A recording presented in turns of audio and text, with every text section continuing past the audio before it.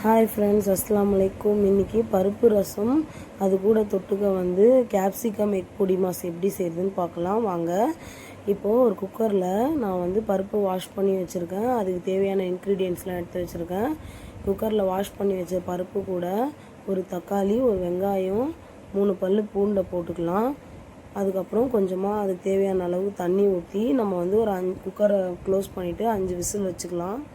பருப்பு வேகட்டும். சைடில் ரசத்துக்காக நம்ம எப்பயும் போல் ஒரு மிக்ஸி ஜார் எடுத்துகிட்டு அதில் தேவையான தக்காளி, கொத்தமல்லியோட காம்பு, 3 பல் பூண்டு, அதுக்கப்புறம் 2 டேபிள் ஸ்பூன் மிளகு, 1.5 டேபிள் ஸ்பூன் சீரகம், கொஞ்சமாக மஞ்சத்தூள் அதையும் போட்டுக்கலாம்.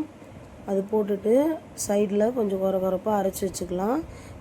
லெமனை வந்து ஒரு நெல்லிக்காய் சைஸ் அளவுக்கு எடுத்து ஊற வச்சுருக்கேன். இப்போ நம்ம அரைச்சி வச்சுருக்க பேஸ்ட் அப்படியே வச்சுக்கலாம். இப்போ வந்து ஒரு குக்கர் வச்சுட்டு குக்கர் சூடானோடனே ஆயில் போட்டுக்கிட்டு அது ஆயில் சூடானோடனே கடுகு போட்டுக்கலாம். அதுக்கப்புறம் 1 டேபிள் ஸ்பூன் சீரகம் போட்டுக்கலாம்.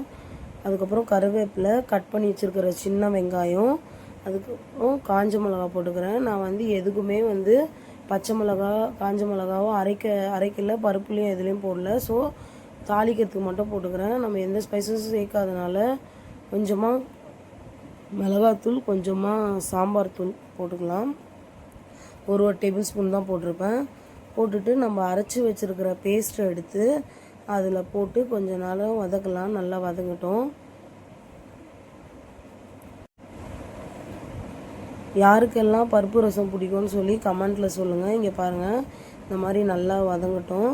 வதங்கப்பறம் நம்ம கரைச்சி வச்சுருக்கிற புளியை எடுத்து நம்ம வந்து ஊற்றிக்கலாம். அதில் ஊற்றிக்கிட்டு அதுக்கு தேவையான அளவுக்கு தண்ணியும் ஊற்றிக்கலாம். அதுக்கப்புறம் பருப்பை கடைஞ்சி வச்சுருப்போம்ல, அந்த பருப்பையும் எடுத்து ஊற்றிக்கலாம்.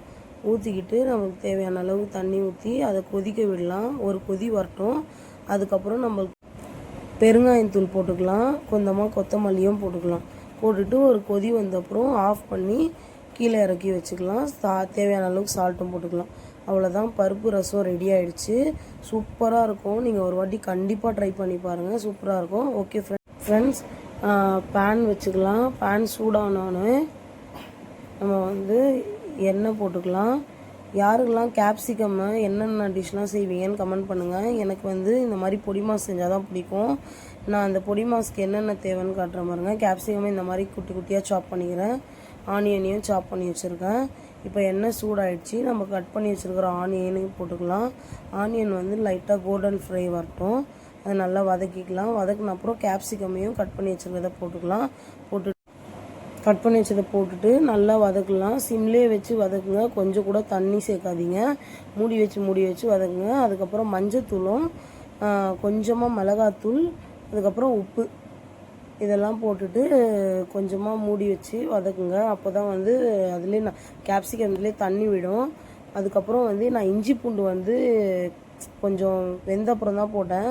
நீங்கள் வந்து வெங்காயம் வதங்கும் போதே போட்டுக்கோங்க. அப்போ தான் நல்லாயிருக்கும். இப்போ பாருங்கள், நான் கொஞ்சம் வெந்த அப்புறம் தான் போட்டேன். இப்போ பாருங்கள், கேப்சிகம் நல்லா வெந்துருச்சு. அதுக்கப்புறம் 2 எக்கு வந்து உடச்சி ஊற்றிக்கலாம். உங்கள் இஷ்டம் தான், நீங்கள் எவ்வளோ எக் வேணுமோ சேர்த்துக்கலாம். நான் எனக்கு 2 கேப்சிகம் எடுத்துருக்கேன். அதுக்கு 2 எக்கு கரெக்டாக இருக்கும். இங்கே பாருங்கள், சூப்பராக இருக்கும். செம்ம டேஸ்ட்டாக இருக்கும். நீங்கள் ஒரு வாட்டி ட்ரை பண்ணுங்கள். வெயிட் லாஸ் பண்ணுறவங்கள கூட இது வந்து இந்த மாதிரி செஞ்சு சப்பாத்திக்கு சாப்பிட்லாம். சூப்பராக இருக்கும். அதுக்கப்புறம் என்ன, சாப்பாடை நல்லா சுட சாப்பாடை போட்டு பருப்பு ரசம் ஊற்றி முட்டையை வச்சு அந்த பொடி மாசையை வச்சு சாப்பிட்டா ஆஹா, சும்மா சூப்பராக இருக்கும். சுட சாப்பாடு கொஞ்சம் நெய் விட்டுக்கோங்க. செம்ம டேஸ்ட்டாக இருக்கும். ஓகே ஃப்ரெண்ட்ஸ், பிடிச்சிருந்தா லைக் பண்ணுங்கள், ஷேர் பண்ணுங்கள்.